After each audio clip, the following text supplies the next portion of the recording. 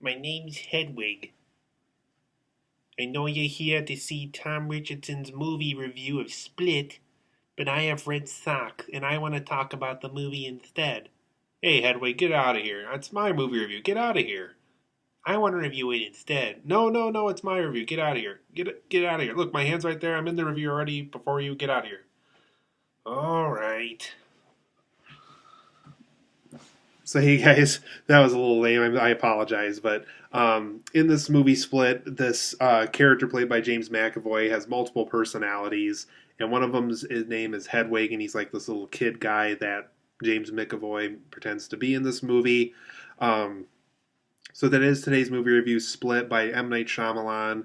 You know, he's made a lot of bad movies, let's be honest. But, you know, I still have hope for the guy. I still one day thought that, you know, he would still have another good film left in him. Well, if you're here to see a movie review about that, you won't be disappointed because I do have quite a few good things to say about this movie. I know it's a little bit late. I know this film's been out a couple of weeks by now. But let's just say there's something about this movie that I heard about that intrigued me to see it, and I'm glad that I did because that payoff for what I was interested in definitely helped made me want to see this movie and enjoy it even further. And one thing I'm going to do in this movie review, you guys, that I normally don't do in movie reviews, is I am going to have a spoiler segment, but what I'm going to do is I'm going to review it like always. Going to give it a rating and everything, list my positives and negatives. But at the very end of this video, and I'll make sure to really make it clear that at that point in the video, it'll be nothing but spoilers from there on out for this video. I am going to have a small little spoiler segment on some things I liked and didn't like about the movie that are spoiler related. So if you want to stick around for that point in the video, I'll make sure to let you know. If you don't, I'll make sure to let you know so that way you can pause the video and come back to it later on or however you want to handle it. So I will make sure to mention that throughout this video because, like I said, that is something different that I don't normally do in a video.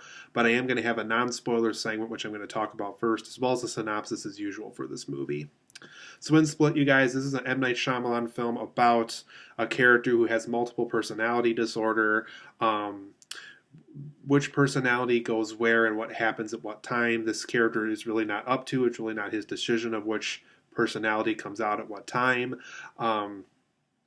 But what he does very early on in this movie is he manages to kidnap these three girls. And when they get to this bunker basement looking thing, very early on in the movie, the James McAvoy character tells them that they're basically going to be bait for this beast character that he claims that he can turn into. And so, you know, that very, very much frightens them. They're in a very scary situation. They're very much being held hostage in a very scary way. And like being held hostage anywhere, you know, obviously the person who's holding you hostage is not going to be nice to you. They're going to do mean things. So these girls wait patiently in this room that they're all locked in, and they have no idea what's going to happen to them.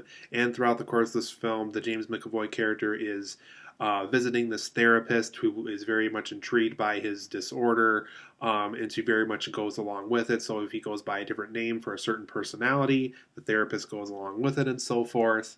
So throughout the course of this film, we really figure out as an audience, and as these girls figure out, and as this therapist figures out, can this guy really turn into this beast that he claims he can talk about?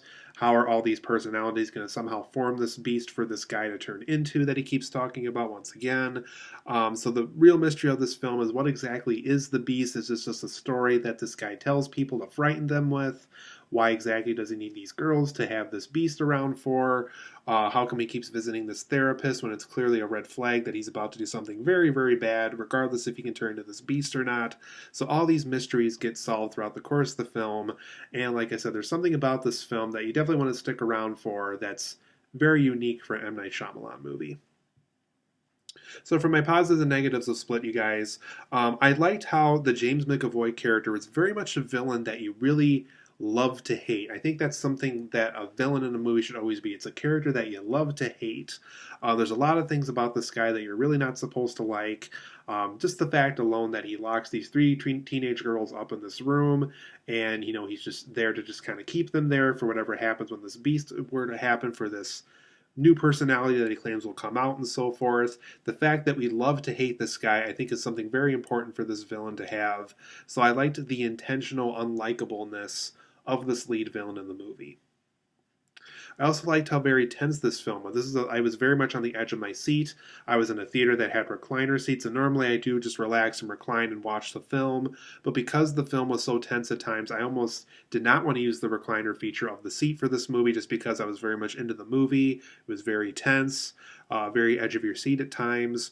You're very curious as to what exactly was going to happen to the three girls and what's going to happen to the therapist and what he's capable of to do around people in public and so forth. Just a very tense movie overall. I also liked how certain moments in the film felt very cinematic. They felt old fashioned. It very much was in the spirit of like an old Alfred Hitchcock film at times with the opening credits, and how certain scenes were edited and transitioned and cut together. They very much had that old fade out, fade in kind of older film feel that sometimes Alfred Hitchcock liked to use in his films. And I liked how they tried to, at times at least, try to add a couple of contemporary things. So, just in case we view this film, many years down the road, some of these ideals will still remain relevant. The whole if we move on from iPhones and so forth, the film doesn't really have devices of such things that are going to be super irrelevant by the near future.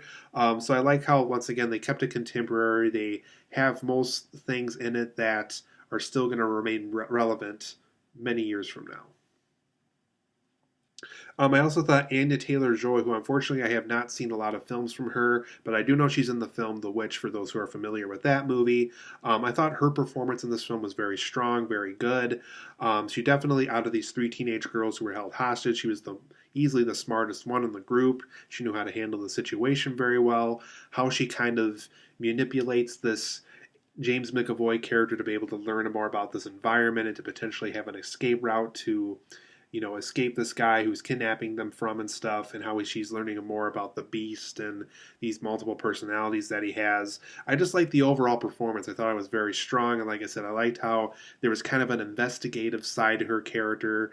She has a very painful past that you learn about in this movie that very much adds a personality of her own to her character. So just a very strong performance from her overall, I felt. This is also a very well shot film. It's probably M. Night Shyamalan's best shot film since Signs. It just looks very professional. It looks very good. He avoids shaky cam, which I always love when a filmmaker does that. All the shots seem to be pretty planned out pretty well. Obviously, everything lines up very well together in the shots. So it's a very well shot film from M. Night Shyamalan. I also liked how diverse some of these personalities were with the villain. They were very different from one another, and I think that helps with this movie whenever he's trying to be one character over another. Very much helped with this movie. I liked how diverse some of these personalities were. But for my negatives of this film, overall, it's pretty uncomfortable to watch at times. What I mean by that is there's a lot of things that this character does. Because it focuses on a villain for a good chunk of the movie, you don't necessarily feel super comfortable as a viewer just because some of the things he asks these girls to do or some things that he puts the girls into and so forth are just very uncomfortable. And like I said, you do learn a very painful past about Anya Taylor-Joy's character, and some of those scenes are a little uncomfortable to watch. I know all that's intentional. I know that, M. Night Shyamalan is making it feel that way to really us feel, pained or scared as a viewer at times. But overall, I just felt a little more uncomfortable than I feel like I should have watching this film. It is only PG-13, and at times it felt like an R-rated film just because some of these scenes really are pretty uncomfortable to watch. My other negative was I thought some of these characters were very dumb in this movie. Two of the teenage girls outside of the Anya Taylor-Joy character, they do a lot of things in this film that are just dumb. Like if you're kidnapped, if you're under a strong supervision of somebody that will probably hurt you and, in such a situation like this, they're doing things that I think will make their situation worse. And unfortunately, it does just because they're stupid and they don't realize this. So some of the character decisions in this movie aren't exactly the most relatable. Some of the thing that this therapist does too throughout the course of this film as she's supervising this James McAvoy character is very dumb as well. So a lot of dumb characters in this movie, unfortunately. Haley Lu Richardson, another actress I'm not super familiar with, but she plays one of the teenagers in this movie. I thought her performance was pretty overcooked for the most part. It felt like she was just kind of the typical drama queen trying to get a lot of attention. Something about her performance in particular, I thought was a little overcooked in this movie.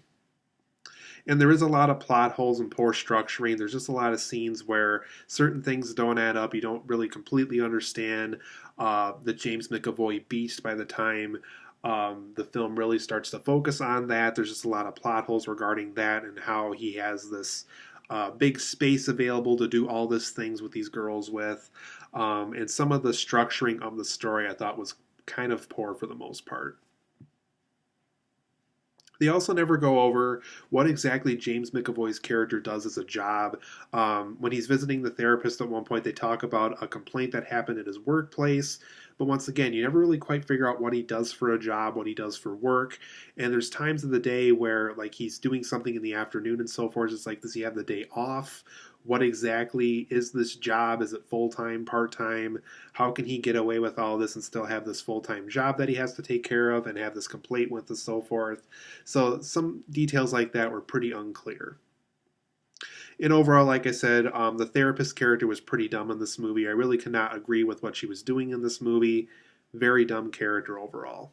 But overall, I am going to give Split an 8 out of 10. I think it's a good film. I think it's one of M. Night Shyamalan's better films in a long time. It is worth your time and money if you like M. Night Shyamalan and still have hope that he will make a great film someday. This isn't exactly that great film you're hoping for, but I think it's a good film that will get him started in the right direction for whatever his next project is, hopefully. Now, for the spoiler segment, like I said, if you don't want to hear any spoilers for this film, from this point out in the video, nothing but spoilers. So, like I said, 8 out of 10. If you like M. Night Shyamalan, please see the movie. Like I said, not as great as film, but it's worth seeing. Now, for these quick spoilers, this film is connected to the film Unbreakable. It's a spin-off to this movie, and I really like that aspect of the film. I would even go so far as to say that is probably my favorite part of this movie, is the fact that it is connected to Unbreakable. Huge thumbs up to that. I can't wait to see if M. Night Shyamalan makes it Unbreakable too. And I like how this is a supervillain origin story that could potentially set up for Unbreakable 2 even more. Once again, huge positive of this film. I love that M. Night Shyamalan did that for this movie. But for two quick spoiler negatives for this film, I thought there wasn't quite enough Unbreakable in this movie. It's really only the last 15 minutes that become relevant with Unbreakable, to be quite honest. Really wish there could have been more Unbreakable elements in this movie. And then I thought the ending of this film felt a little too easy. I felt like James McAvoy's character let this character out too easily, just out of a painful past. He's like, oh, I guess we're both related, so bye, I guess I'll just let you go. So I thought the ending of this film was a little too easy for that Anya Taylor-Joy character. So those are my quick little spoiler thoughts of the film. For those who saw the whole thing through and didn't see the film yet, I'm sorry, I just really wanted to get those little spoiler details out of the way for those who already saw the film already.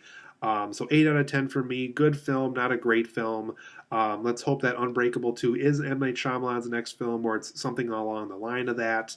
And let's hope that he makes nothing but great films from here on out.